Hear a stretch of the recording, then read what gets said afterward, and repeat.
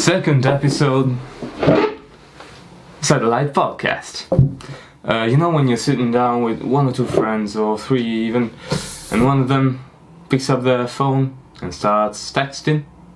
Well, I wonder, are they going somewhere? Hey, you texting with your phone, are you going somewhere? Because you just don't do that. You just don't do that, you know?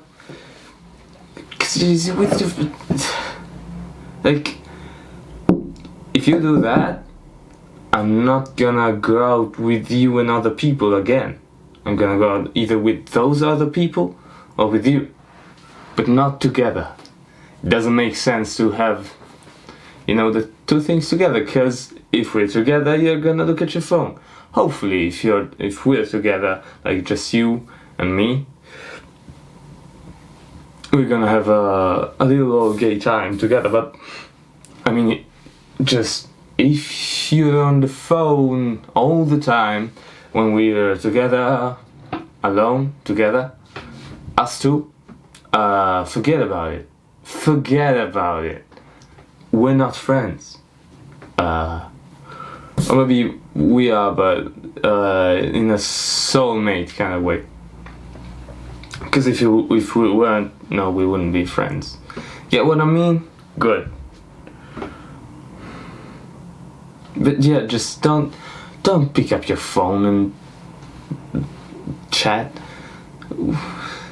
unless like you're actually going somewhere.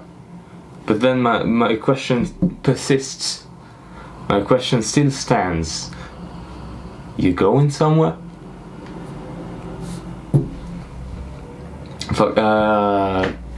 Changing topic completely. Just cause. Changing topic completely. Just because. I started listening to the Playwrights podcast from the Royal Court and hosted by Simon Stephens, who is a playwright who I believe writes for the Royal Courts, among others. I also read some of his plays, stage plays, and it's wonderful. I'm really getting an idea. Just so you know, it's a podcast in which this guy Simon Stephens, who I guess isn't just a guy, but if you don't care, he's a guy. 'Cause I care, you know.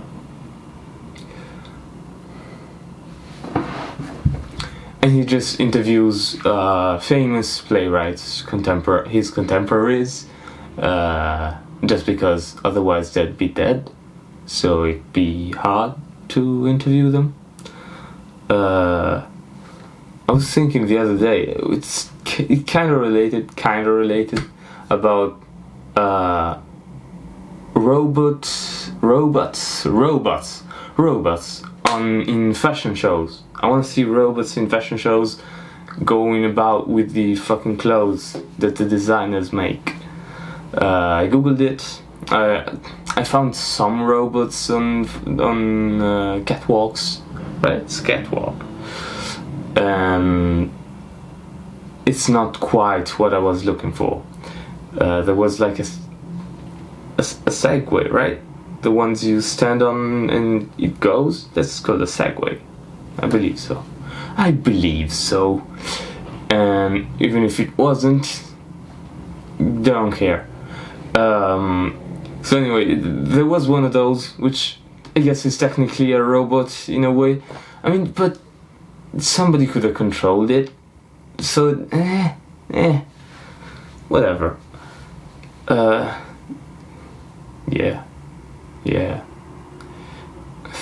Yeah, I mean, it's fine if you control it. And then I saw another one in which like a robot introduced is it called a show? A fashion show? I suppose it's a show. So anyway, I saw one in which a robot like introduced the show. It was like a humanoid robot with like a screen over what would be the head, with a human head on it. So that, not what I was looking for, because it wasn't wearing any clothes, and so yeah, not what I was looking for. So that so another one, like a big fucking robot going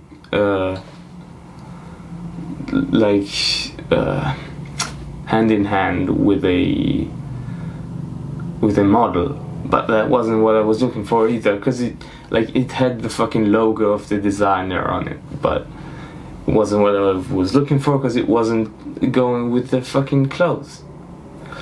And then I saw like drones with the fucking handbags. I guess that was the coolest, just because drones are in fashion, so it only makes sense to put them in fashion shows as well, you know.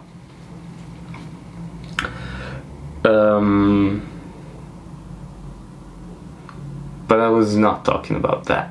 I was talking about but before we go back to what I was talking about, let's stay here in this fashion show robots phenomenon talk. And like, why wouldn't you put a robot on your catwalk and make it walk? It's a designer. Come on. Calling out to all designers, get a robot and put it on a catwalk. It's not. Is it so uncool right now? I mean, I don't know how many robots. You know, not all robots should be humanoid, but just get a humanoid robot for a fashion show. 'Cause why not? You know, I was actually kind of surprised that nobody's done that before.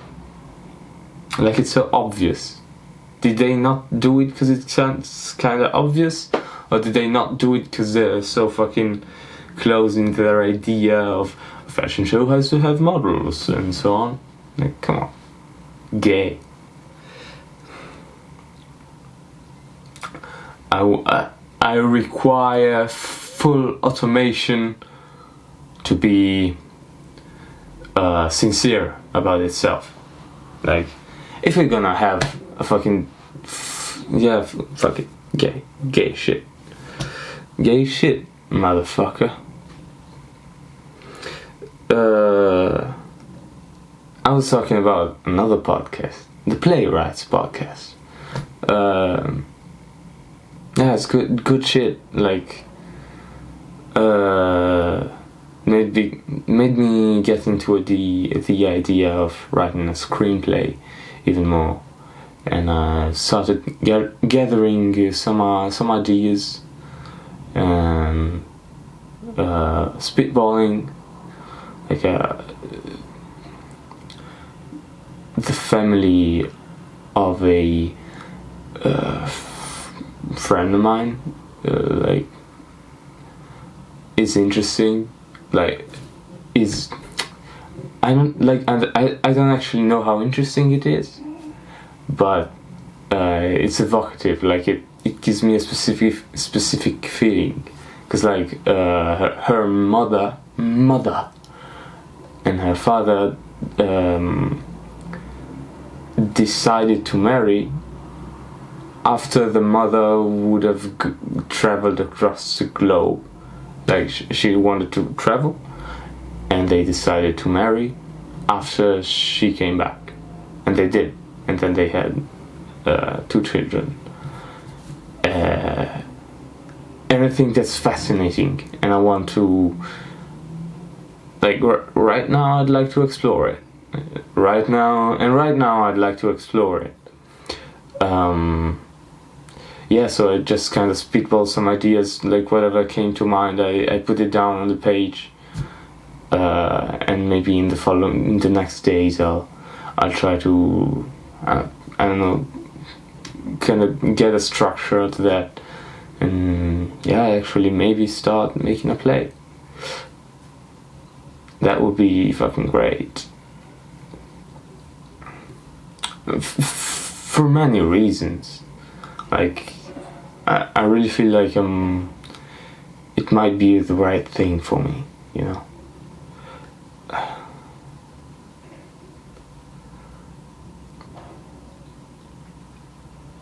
But I felt it before with other things, so I don't know.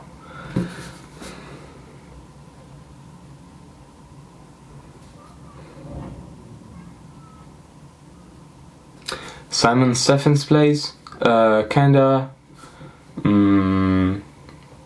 realistic, I want to say.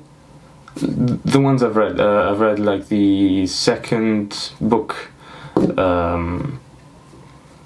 of his collected plays, simply because it was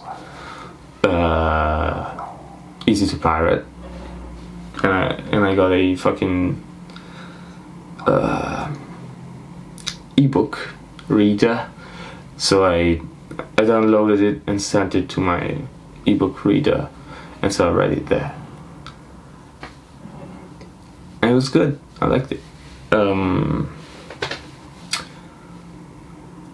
I wasn't too much for like I bought this device, and then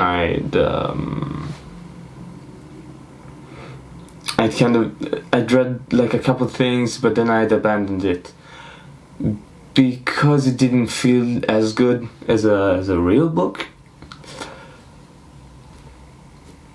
But I think it might be good for plays.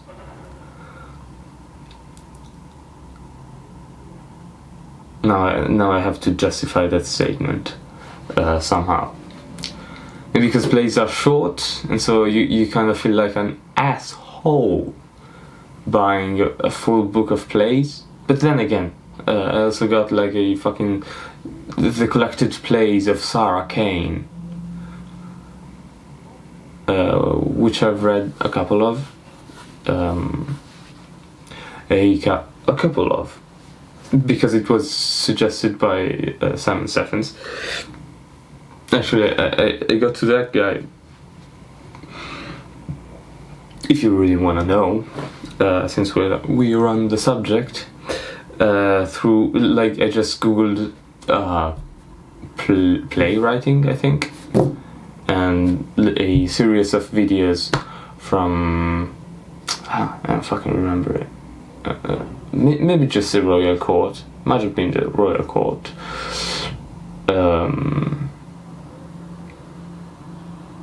There were just some playwrights talking about their craft and so on, and I found him really charismatic, and I liked what he had to say. I'm gonna, of course, link the videos and all the things in the description, because you need to know where things come from, so you can research, so you can find more things that are good.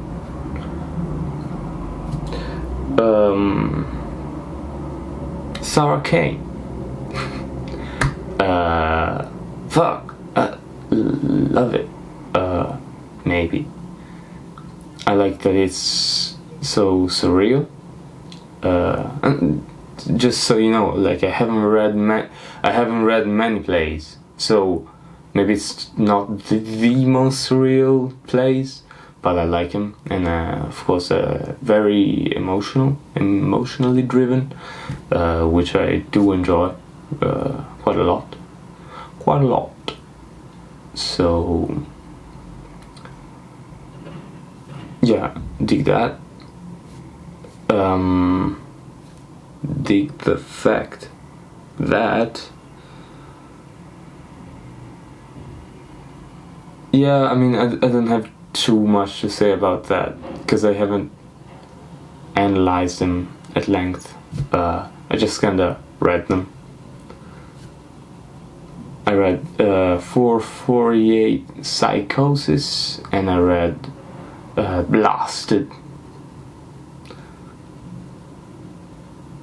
both interesting.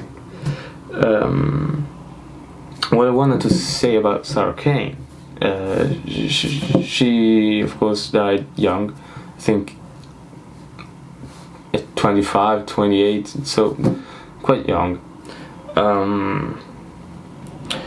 And now in those circles, you know, the theater circles, she's very famous.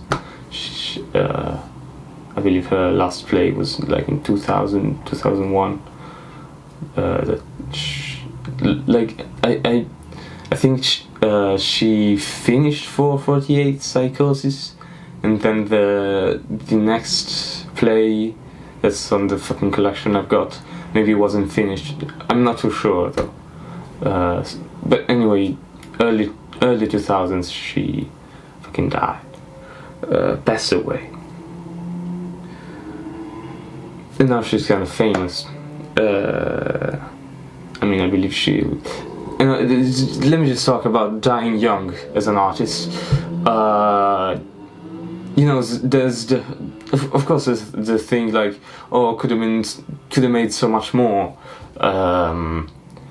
if only he lived or she lived, in this case, for example.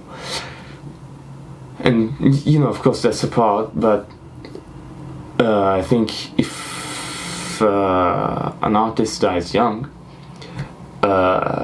one of the reasons why it's like easier to create a cult around them, or not really a cult, but you know, clout or just the fact that young artists who died young are quite famous, I believe is also in part due to the fact that critics can look at their whole body of work, and they can also and they can make considerations on that, but that you can do also with an artist that dies when he's 80, you know, when they're 80, fucking. So you can do that totally, but usually if you're a young artist, you're probably doing things that are current time. So what you get when a young artist dies is a body of work, a complete body of work, because it can't go on anymore, that is also current. And so that's a blessing for critics. Of course, probably not the best for the family of the artist and the friends and so on, but that's not what I wanted to talk about, even if it's important for some people.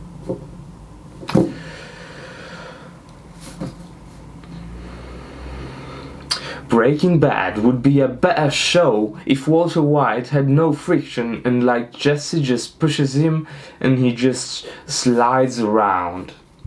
That's a quote I read on Tumblr. Love it. That's from Yes Mate, link in the description. I mean, I believe he was the first poster. I didn't find him reblogging from anybody. It's good shit. It's good shit. Like, it's a very surreal joke and just puts you in a way different, because you go into it expecting like, oh yeah, like, I don't fucking know, it would be a better show if Walter White had no friction. Maybe like up to that point you might even think might have no friction with his family. Oh, so this is like posted by somebody who doesn't want too much conflict. I don't fucking know what you could think, but you could think that if you want to, if you'd grown into that position. But actually, no. This is a very surreal joke, and it's good.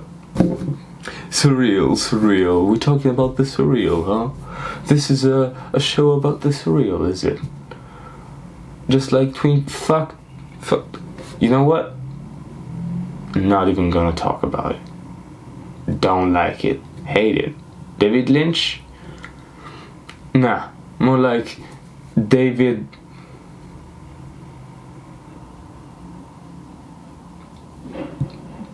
pinched, like I'd pinch him. That's pinching, right? Like fucking pinch. David pinch, because I don't like him. Get that? If you have a deja-vu, deja-vu. If you have a deja-vu of a deja-vu, you can be pretty sure that that thing happened, right? Because if you just have a deja-vu, you're like, I don't know if that thing actually happened.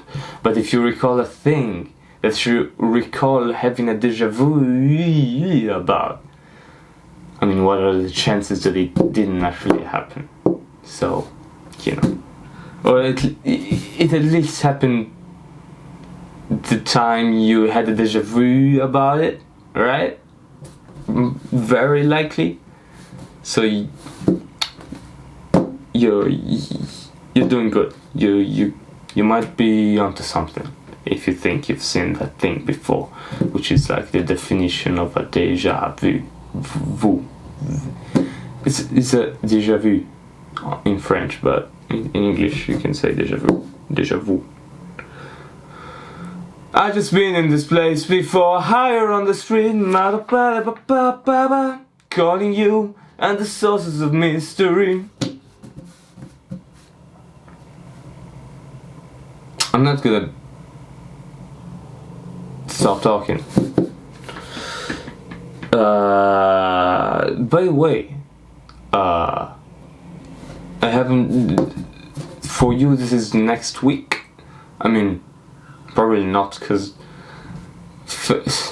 matter moment. But and it's fucking parenthesis in the parenthetically.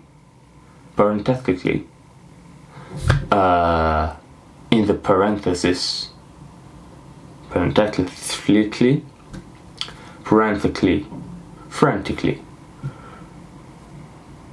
French, parenthetically,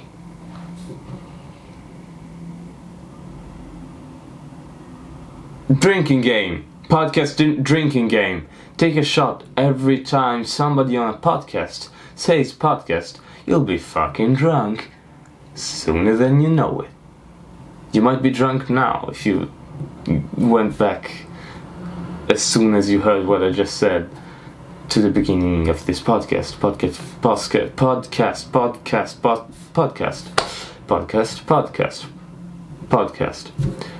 You might be fucking drunk by now.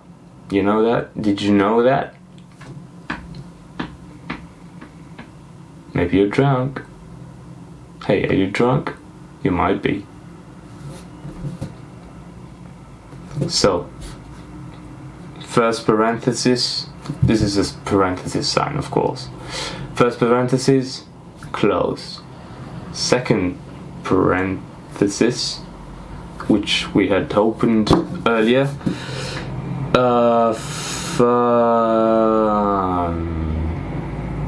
podcast. Why don't? Oh yeah, this is the second episode of the podcast. First episode was recorded like a month ago. Even though I uploaded it, hopefully, a week ago. You know, in respect to when this one is being uploaded.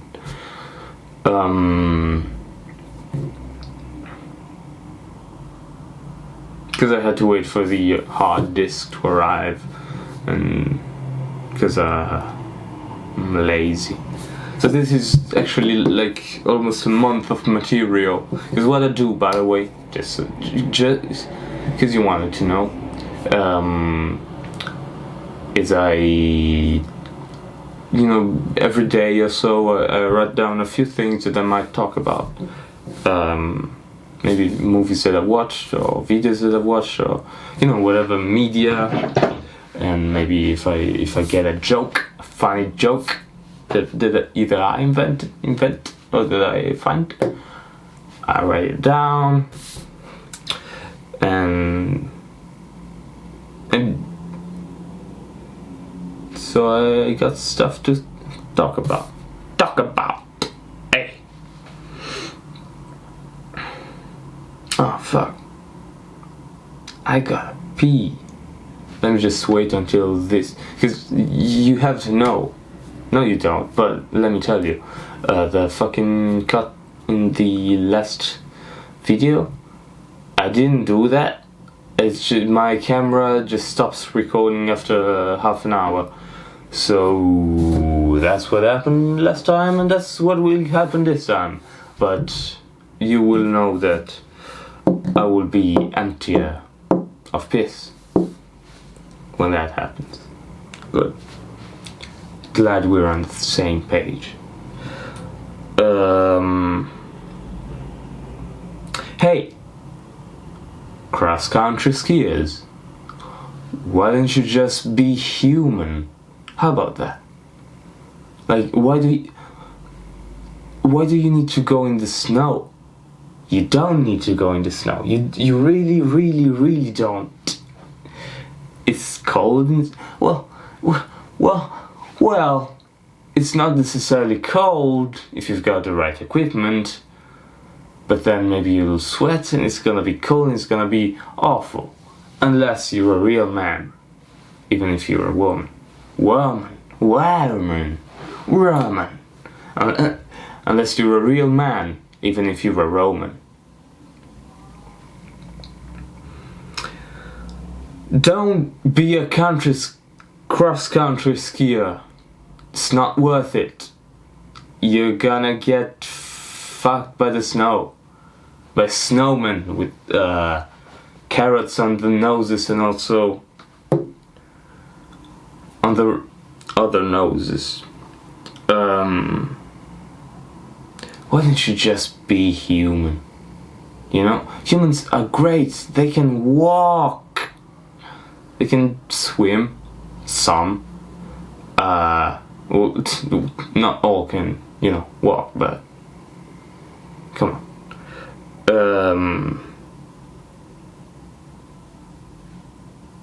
Just walk.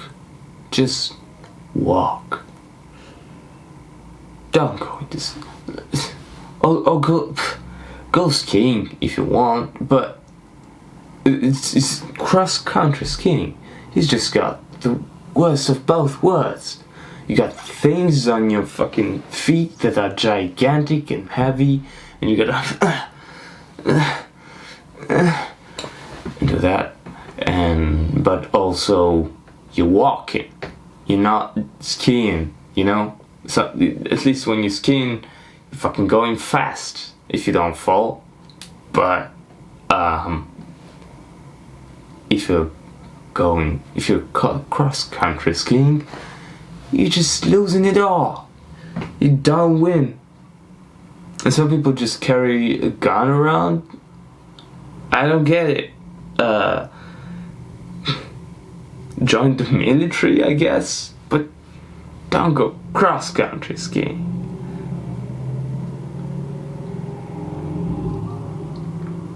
I actually don't know if joining the military is a better idea than going cross-country skiing. Maybe if you're in like the First World War and you're that Finnish or whatever guy that killed like 30 people. But how much do you gain from killing, really? Was it worth it, Finnish guy, maybe? Was it worth it?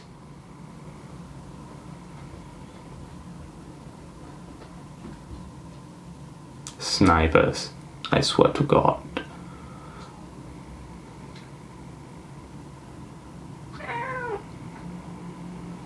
Say what?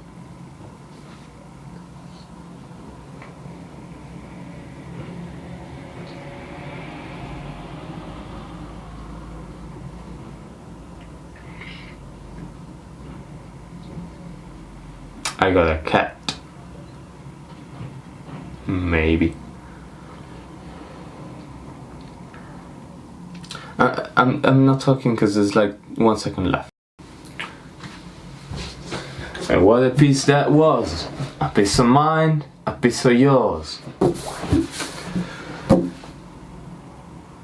This is Kendrick Lamar.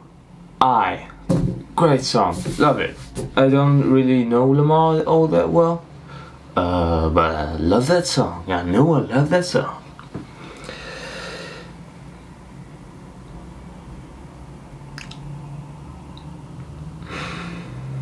Watched Uncut Gems, the movie. I liked it. Gotta say I liked it. 3.5? Sure, why not? Yeah, good movie. Didn't look like shit, which is a lot for Hollywood or Netflix movies. For yours truly's opinion. For yours truly modest opinion. For yours truly modest opinion. For yours truly's modest opinion. It looked good, except for the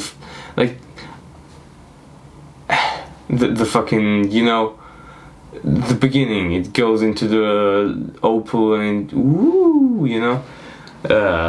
There's a little, like, the camera goes into the an uncut gem. Crazy, I know, right?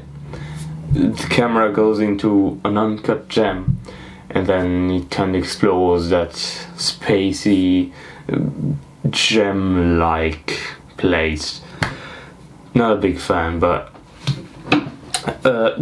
just because it's not perfect. But it's not bad.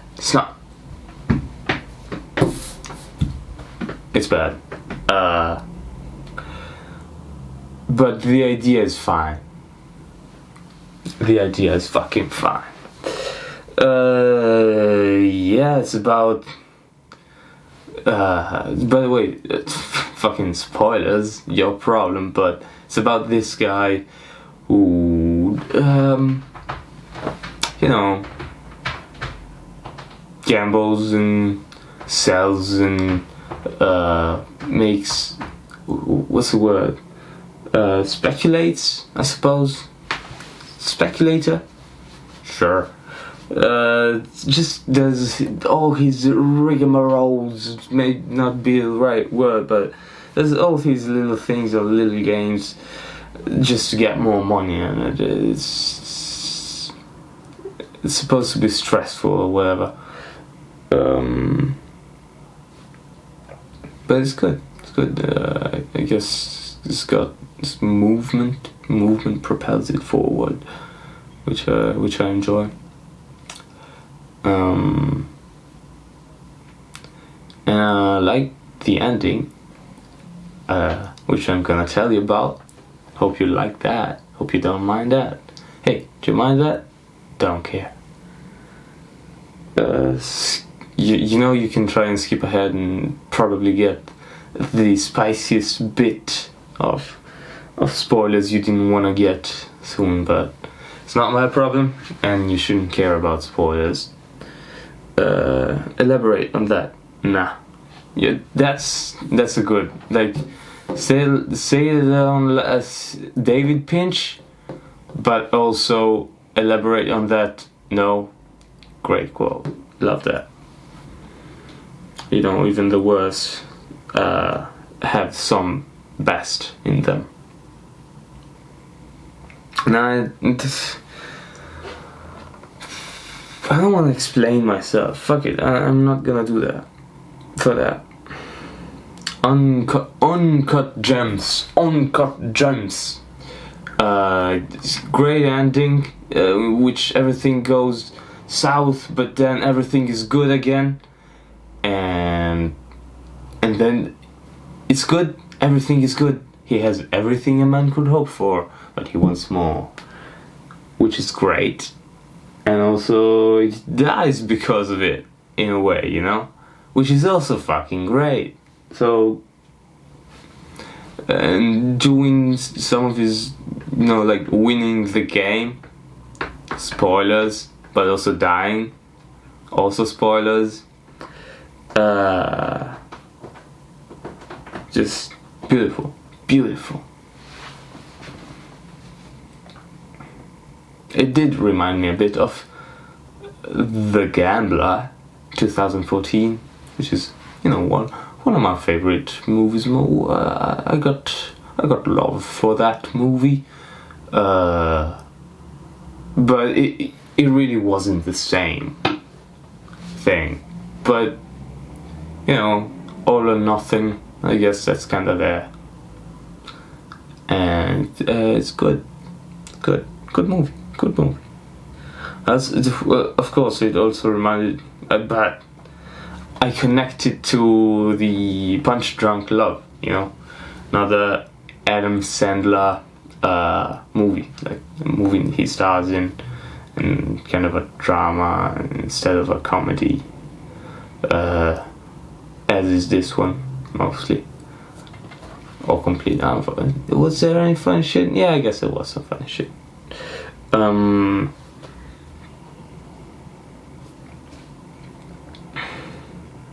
So yeah, I love it when I can connect things to other things I've watched. I also love it when I can't, because then it's like it's almost pure, or just just special or whatever. It's good shit. Rusted Root, Send Me On My Way. You know the Ice Age song? It's not that, but link in the description. That guy sounds like he once knew how to sing, then he forgot how to sing. And then he forgot how to sing. So he sings nonetheless, but in a very weird way, which is the way he sings, which is fine, and it's cool. And it's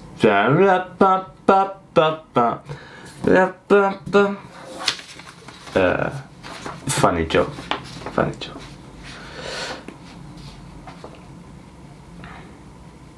I've also been into the early 2000s aesthetic, or what I connect to that, what I link to that. Like I think it's got like an ethereal quality to me. The 2000s, early 2000s have an ethereal quality to them. In my headspace, which I love.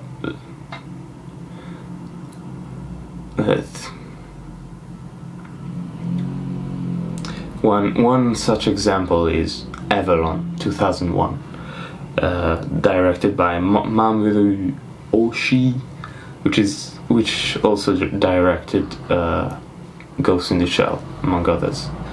Anime you've probably seen. You might have even seen the fucking Scarlett Johansson movie remake, which I haven't watched, I haven't seen. So anyway, alright, Japanese director is gonna be a Japanese movie, right? Fuck no. Shot in Poland, Polish actors. Why? Don't know. You wanted it that way. Send him on his way, He sent himself on his way. He sent himself and all the actors on his way. That's a movie that I fucking saw when I was younger, like when I was maybe 12, 13, I don't fucking know. It's like about a word, I guess cyberpunky, which there's a video game, and there's this girl who plays this video game, and it's an immersive video game, and she like lives by playing this video game. It's like kind of like an FPS, I guess. yeah. But it's got RPG elements and whatnot. Like it's got classes, and I guess it might be you know those, and but also then fucking ethereal things and mystical things happen, and then there's this girl, and there's this last level which you can get to, which is called Avalon, and then there's mysterious people who know how to get there, like the game master, and it's a bunch of stuff. And then she goes back to real life, but it's nobody's there, and it's all influenced by a game and what's going on. And again, this very ethereal quality, 2000s ethereal quality, and mystery, and it really captivates me. All this. I don't even want to rewatch it. I don't fucking need to rewatch it. Just in memory, and maybe doing something after that could be fucking interesting. I also remember that, like, at the end, she's like in real life, and she sees like the little ghost girl she was seeking or something. And then she does a thing to fucking... Maybe she kills her or tries to... Because maybe she was like a fucking... not actually a girl, but more like a thing, an object, I don't fucking know. But... and then... last frames is just "Welcome to Avalon" on like a computer screen. I was like... fucking dropped. Like, it could have been so much greater, and then that came on. It was fucking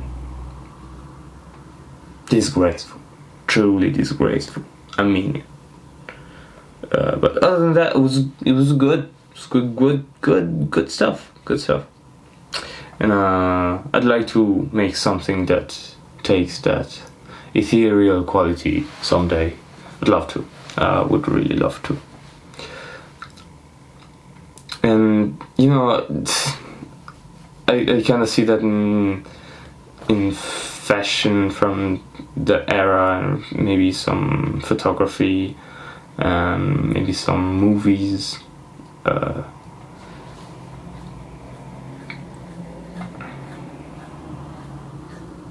Good stuff.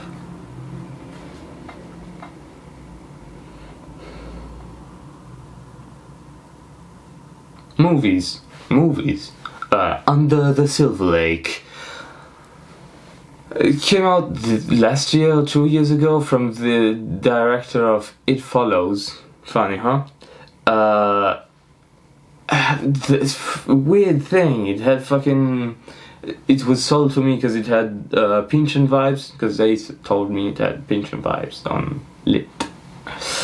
And didn't think it really had those. It wasn't that similar to Inherent Vice, in my opinion. Did I mention Inherent Vice in the last video as well? Good, I hope so. Good movie, like it. So I didn't think it was that Pynchon-esque, but I did think it was. And I saw a comment which said this, and Alan said this, and I agreed, and I agreed. It has fucking live action Scooby-Doo vibes, which is amazing. It's such a weird thing. First Scooby-Doo movie also has some weird shit and some fucking mystical shit going on. I watched the second movie, which had a totally different tone, I think. I mean, as far as I remember. What the hell am I doing talking about Scooby-Doo? But anyway, I'm gonna finish talking about that, because Scooby-Doo 2 is probably the movie I've seen the most times in my life, because I had the DVD and I had Maybe whenever I had friends over, it was like, want to watch something like this, and then also it was like kids I often hung out with who also wanted to watch that movie, and so we watched that movie. I've seen it probably over 10 times, maybe over 10 times, but I've seen it a lot of times. Whoa, what the? Oh no, just 7 minutes. Alright. Under the Silver Lake.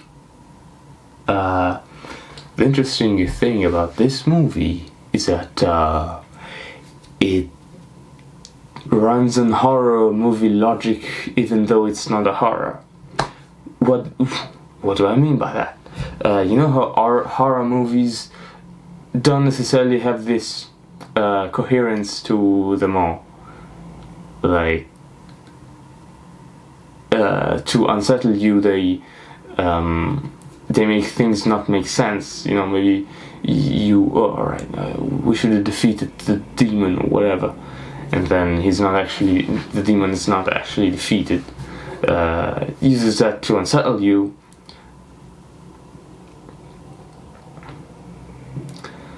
But this movie does that incoherent stuff not to unsettle you, but just because it wants to. Could it have been used better? Yes. Was it used extensively? Yes. Have I seen it used as extensively as in this movie? In movies that aren't horror movies, even though I don't really watch horror movies? No. So I thought it was interesting that it happened. Consistency and story are overrated, even though they're good. But they're overrated in the sense that some people think that that's important. It's not important. It's just one option. You fucking prick.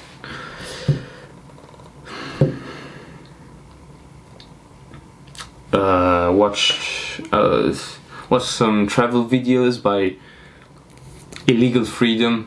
I know it's not his channel name. His channel name is Shay, Shiey, and also watch some GeoWizard videos. It's good stuff. Made me want to travel a bit. Ooh. One, the first goes to fucking illegal places. Ooh. And does, like, he fucking climbed there was an elevator shaft, I suppose, like where an elevator should go, but the elevator wasn't going, so he went on it. And he also hangs out on the top of very tall buildings and so on. And he also catches rides from trains that carry goods, and so he does all this cool shit, and it's cool, and it's not shit, it's just cool. So, because that's a cool way to travel. Like, if you're gonna travel and you have the chance to do that, come on, it's fun. Whereas GeoWizard, using his YouTube clout, attempted a journey through Europe, using as little money for accommodation and transport as possible. Like, possibly zero. Still haven't gotten to the end. And also using as many means of transportation as possible. Cool shit. Other cool thing that you might want to do. Traveling.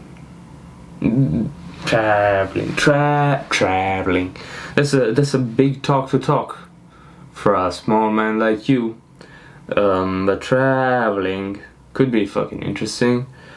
It could be interesting to travel and do things where you go, like not just sightsee, but also, you know, act where you go, like maybe have a job or, you know, do humanitarian work or what have you. That would be a great way to travel. I'd love to. Yeah. Hey. Guess who doesn't have any more things on the fucking paper that they got? Except.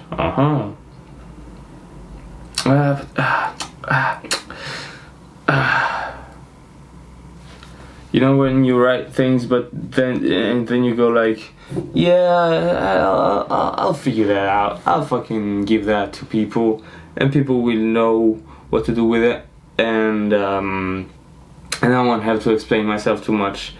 Yeah, that happens, and it's probably not the good thing to do. Am I confusing right now? Yes. Is there only like 2 minutes left? Yes. On this recording? Yes.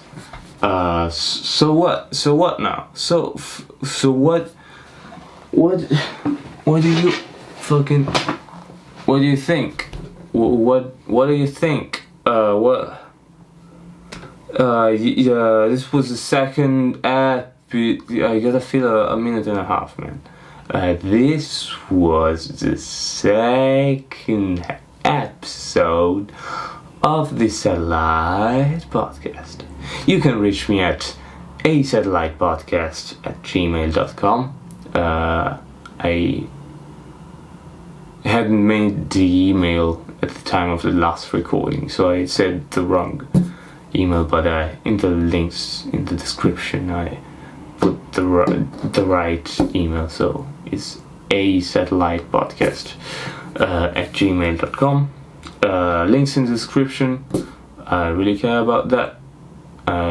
Freedom of information for time, not just blindly. One day I'll explain why I think it's good, or why it might be good, and maybe why it might be bad, and why you're fucking gay.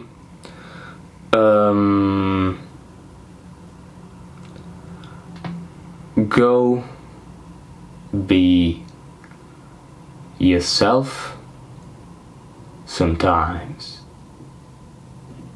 I feel I've got to get away, I've got to run away, I've got to. I like La La Land, alright?